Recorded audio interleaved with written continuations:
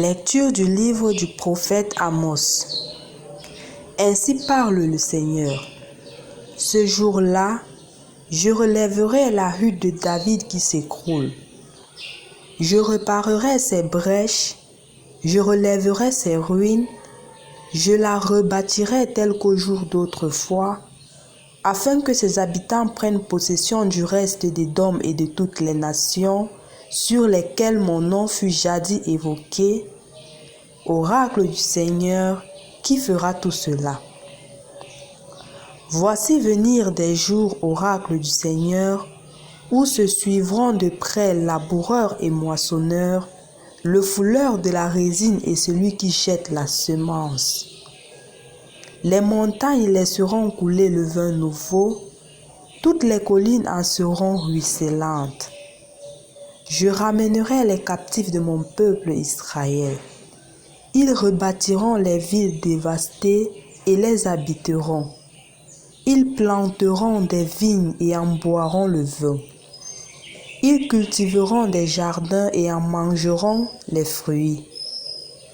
Je les planterai sur leur sol et jamais plus ils ne seront arrachés du sol que je leur ai donné.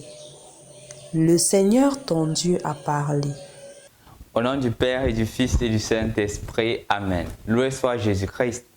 Rendu au samedi de la 13e semaine du temps ordinaire, le livre d'Amos, d'une certaine manière, se conclut dans la mesure où Amos a décrié l'état de la société. Et il a rappelé le peuple à rentrer aux sources, à voir comment est-ce que le Seigneur a travaillé dans la vie du peuple.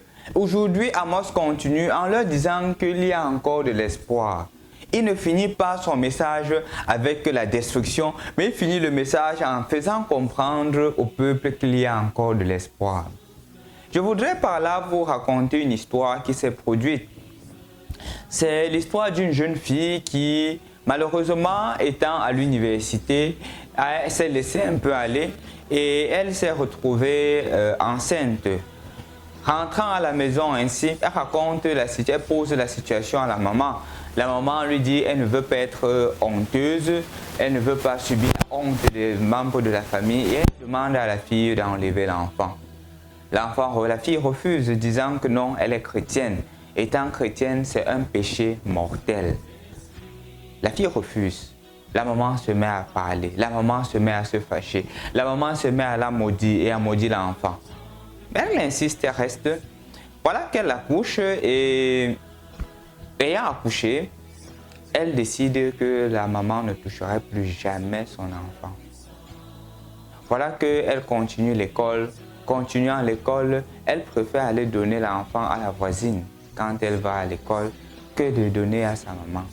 C'est vrai que le fait de la colère, la maman continuait la situation.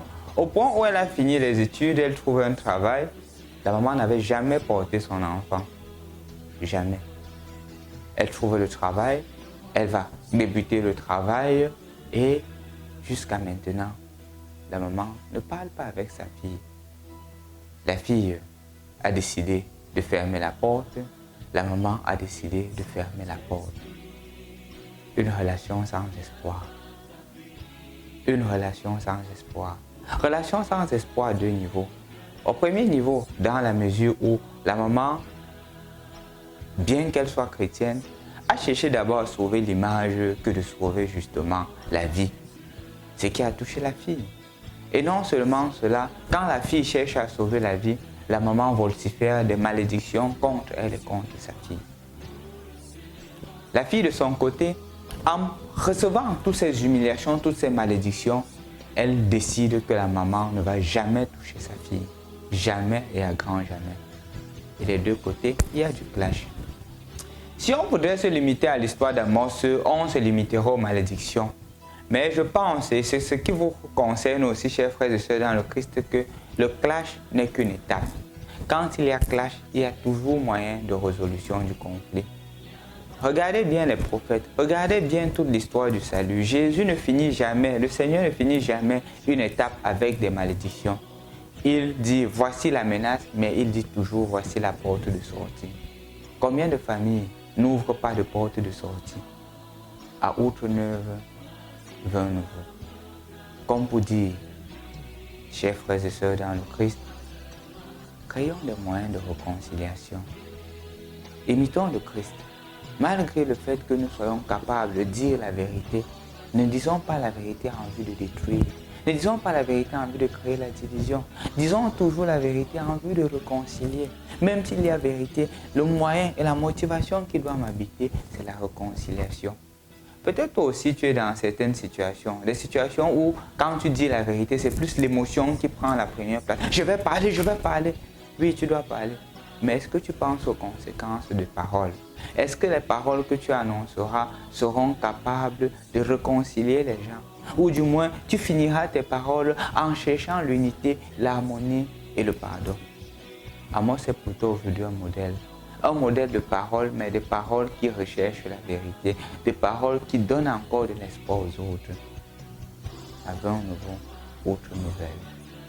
Au nom du Père et du Fils et du Saint-Esprit. Amen.